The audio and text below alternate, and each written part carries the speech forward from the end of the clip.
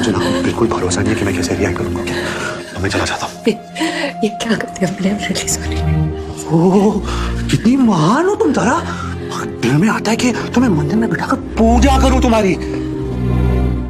दीपिका पादुकोण, जिन्हें एक talented, beautiful और क्लासी वुमेन की तरह देखा जाता है, लेकिन साथ ही साथ इनकी कंट्रोवर्शियल लाइफ की वजह से बहुत लोग दीपिका को चीटर, गोल्ड डिगर और मैनिपुलेटिव वुमेन की नजर से भी देखते हैं। और जितने चर्चे दीपिका पादुकोण के आइकॉनिक परफॉर्मेंस के होते हैं, उससे ज्यादा चर्चे इनकी टॉक्सिक और कंट्रोवर्शियल रिलेशनशिप के होते हैं। और बताया जाता है कि बॉलीवुड के एक बड़े स्टार ने दीपिका पादुकोण के साथ गोवा गॉन कर दिया था, मतलब उन्हें चीट किया था। तो वही दीपिका पादुकोण के ऊपर भी चीटिंग या डिच करने के एलिगेशंस कई बार लगते हैं, और वो भी तब जब वो एक बहुत बड़े क्रिकेटर के साथ रिलेशनशिप में होती है। और एक टाइम ऐसा क्या होता है कि दीपिका पादुकोण के एक्स वीएफ ने उन्हें क्रेजी मोमेंट तक कहा था। और क्यों दीपिका के एक बॉयफ्रेंड ने दीपिका के ही एक्स बॉयफ्रेंड के साथ सड़क पे मार कुटाई भी कर ली थी। अब इन बातों में कितना सच है और कितना फसाना, और दीपिका पादुकोण की कंट्रोवर्शियल रिलेशनशिप्स का आखिर पूरा सच क्या है, वो आज आपको इस वीडियो में काफी डिटेल वे में बताऊंगा। और वैसे भी शान अली भाई ने इस वीडियो के लिए 50-60 कमेंट किए होंगे, इंक्लूडिंग इंस्टा वगैरह लेकर। इवन जब हमें कम्युनिटी गाइडलाइन स्ट्राइक मिला तो भाई मजे ले रहा था और कह रहा था कि मत डाल दीपिका वाली वीडियो, ऐसा ही होगा। तो सबसे पहले बात कर लेते हैं अर्ली 2000 की, जब दीपिका पादुकोण अपने एक्ट्रेस बनने का ख्वाब पूरा करने के लिए मुंबई आते हैं और अनुपम खेर की फिल्म एकेडमी में एडमिशन लेती है। मुंबई आने के बाद उनकी मुलाकात होती है निहार पांड्या से, जो कि पेशे से एक एक्टर, मॉडल और बिजनेसमैन होता है। और फिर होता है निहार और दीपिका पादुकोण का नैन मटक्का शुरू। फिर दोनों एक दूसरे के प्यार में इतने पागल हो जाते हैं कि एक पल की जुदाई भी सहन नहीं होती, इसलिए दोनों लिव इन में रहने का डिसाइड कर लेते हैं। तो बताया जाता है कि दीपिका के मुंबई आने के बाद निहार शांति आमला, मेरा मतलब निहार की फैमिली ने दीपिका का काफी ख्याल रखा, और निहार ही वो पर्सन था जिन्होंने दीपिका को हिमेश रेशमिया से मिलाया। और बात है उस टाइम की जब रेशमिया जी मुंह से खाते लेकिन नाक से गाते थे। तो दीपिका पादुकोण ने हिमेश रेशमिया के साथ एक पॉपुलर वीडियो सॉन्ग सॉरी थोड़ा ज्यादा हो गया, इसमें काम भी किया। और बात करें इन दोनों के ब्रेकअप की, तो इसका कंफर्मेशन रीजन किसी को पता नहीं, बट कुछ रूमर्स की माने तो दीपिका ने निहार को चीट किया था। और बताया जाता है कि ब्रेकअप के बाद दीपिका ने न्यू बीएफ से निहार की लड़ाई भी करवा दी थी। और इतना ही नहीं, मसला इस आर्टिकल के अकॉर्डिंग दीपिका और उसके बीएफ ने निहार को उसके घर से निकाल दिया था। और मैं किसकी बात कर रहा हूँ वो तुम्हें आगे वीडियो में पता चलेगा, बट इतना बता देता हूँ कि वो आज के डेट में एक बड़ा सुपरस्टार है। और कुछ आर्टिकल्स के अकॉर्डिंग इन दोनों के ब्रेकअप का रीजन दीपिका का फेम भी था। तो कुछ रिपोर्ट्स के अकॉर्डिंग दोनों ने म्यूचुअल अंडरस्टैंडिंग के साथ कॉन्ट्रैक्ट साइन करके ब्रेकअप किया था। और आज के डेट में दीपिका जहां रणवीर के साथ खुश है, तो वहीं निहार पांड्या की भी नीति मोहन से शादी हो चुकी है। निहार पांड्या ने एक इंटरव्यू में कहा था कि वो दीपिका के लिए खुश है, वो उनको ऑल द बेस्ट कहते हैं उनको उनकी मैरिड लाइफ के लिए। और साथ में ये भी कहते हैं I only wish the headlines announcing my wedding wouldn't refer to me as a Deepika Padukone's ex and I would like to think I have an identity of my own। और अब हम जिस रिलेशनशिप के बारे में बात करने हैं वो तुम्हें थोड़ा शॉक कर सकती है, क्योंकि दीपिका के ये रिलेशन कोई ऐरे गहरे नत्थु बहरे के साथ नहीं, बल्कि इंडिया के मोस्ट लव क्रिकेटर के साथ थी।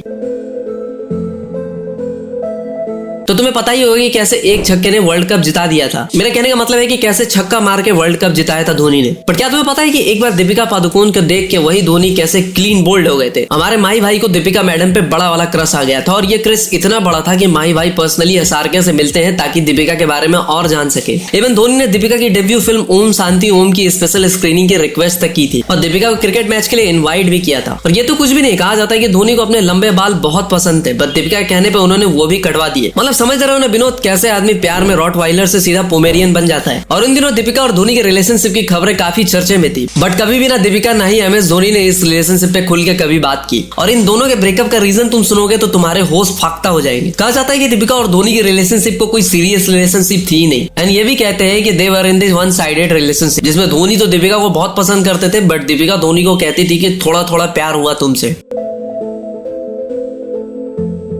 और उस टाइम के दौरान दीपिका पादुकोण का दिल फिर मचल जाता है, और अगले मुर्गे होते हैं युवराज सिंह। और इन दोनों की लाइनों की खबरें सुन के धोनी को बहुत बुरा लगता है, लेकिन फिर भी वो युवराज सिंह के साथ अपनी फ्रेंडशिप रखने के लिए एक कदम पीछे ले लेते हैं और दोस्ती के लिए दे देते हैं माल मेरा मतलब मासूका की कुर्बानी। धोनी तो मूव इन कर जाते हैं, लेकिन आगे जाके युवराज सिंह को धोनी की हाई लग जाती है। फिर कैसे दीपिका के साथ उनका खूबसूरत सा रिश्ता काजू पिस्ता बन के रह जाती है, उसके बारे में बताता हूँ। यूवी 2011 का वर्ल्ड कप एक छक्के में जिताया था या नहीं वो तो मुझे नहीं पता, लेकिन T20 वर्ल्ड कप एक मैच को 6 छक्कों में जिताया था। मेरा मतलब युवराज सिंह के 6 सिक्सेस और युवराज की वो पारी देख के शायद दीपिका का भी उनके साथ T20 खेलने का मन हो गया था। और जिन लोगों को नहीं पता उन्हें बता दूं कि दीपिका और युवराज एक बार काफी शॉर्ट टाइम के लिए रिलेशनशिप में भी आए थे। तो हुआ कुछ ऐसा था कि according to few reports after T20 world cup Yuvraj Singh और दीपिका पादुकोण कॉमन फ्रेंडशिप के थ्रू एक दूसरे से मुंबई में मिलते हैं। दोनों का स्पोर्ट्स बैकग्राउंड होता है तो दोनों में काफी अच्छी बॉन्डिंग भी हो जाती है और दोनों एक दूसरे को पसंद भी करने लगते हैं। दोनों एक साथ पार्टीज वगैरह में भी काफी इवेंट्स में जाते हैं। इवन दीपिका तो युवराज सिंह के मैच में भी देखने को आ जाती है, लेकिन आगे चलकर कुछ ऐसा होता है कि ये रिलेशनशिप में प्रॉब्लम्स आने लगती है। फिर मीडिया के हवाले खबर आती है कि दोनों ने ब्रेकअप कर लिया और कुछ रिपोर्ट्स के अकॉर्डिंग दीपिका पादुकोण ने इस चीज का रीजन युवराज के पॉजिटिव नेचर को बताया और साथ ही साथ ये भी बताया कि कैसे वो उनके काम में दखल देते थे। और अब युवराज का पर्सपेक्टिव इस स्टोरी से देखे तो उन्होंने बताया कि उनकी रिलेशनशिप काफी अच्छी चल रही थी, वो एक दूसरे को और ज्यादा जानना चाहते थे और उन्होंने इतना ज्यादा टाइम स्पेंड नहीं किया कि उन्हें पता चल सके कि ये रिलेशनशिप लॉन्ग टर्म में चलने वाली है या नहीं। यही नहीं, ब्रेकअप के बाद युवराज ने यह भी कहा कि she was with me but now she is moved on, और अगर कोई तुम्हारी लाइफ से जाना चाहता हो तो तुम उसे कैसे रोक सकते हो। और मैं यहाँ तहे दिल से युवराज से एग्री करता हूँ। और अब हम दीपिका के उस टॉक्सिक रिलेशनशिप के बारे में बात करने वाले हैं जिसकी वजह से दीपिका डिप्रेशन तक में चली गई थी। और शायद इसीलिए कहा जाता है कि कभी किसी को मुकम्मल जहां नहीं मिलता, कभी अनुष्का नहीं मिलती तो कभी विराट नहीं मिलता।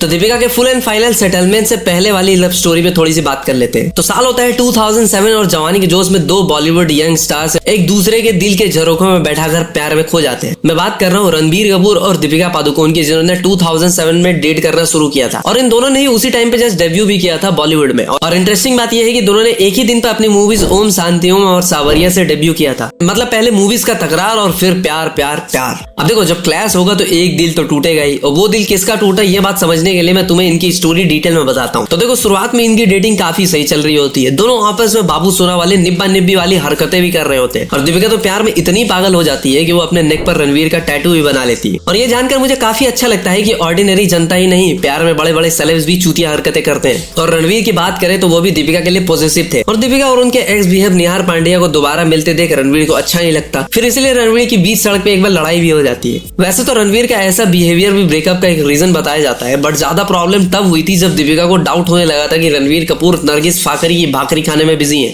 अबे साले, अनुष्का शर्मा और कैटरीना कैफ के साथ भी कोई रिलेशनशिप में वो इन्वॉल्व है। अब देखो, नरगिस फाकरी और अनुष्का शर्मा का तो मुझे पता नहीं, बट ऐसे स्ट्रॉन्ग रूमर्स थे कि रणवीर कपूर ने कैटरीना कैफ के साथ मिलकर दीपिका को चीट किया है। और इसी वजह से उस टाइम पर रणवीर कपूर जैसे हेवी ड्राइवर को हेवी नेगेटिविटी फेस करनी पड़ी थी। और दीपिका पादुकोण ने ओपनली रणवीर कपूर को कॉल आउट करते हुए कॉफी विद करण में कहा था कि he should endorse condom brands. और मजे की बात पता है क्या है, इस एपिसोड के शूट के टाइम रणवीर भाई वही वैनिटी वैन में थे। Honestly, I was there.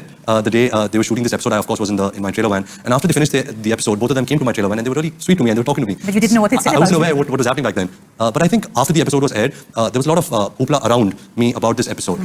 I didn't really take it, that negatively. I wasn't that hurt. I still respect Deepika a lot. I had a beautiful relationship with her. She has some angst against me.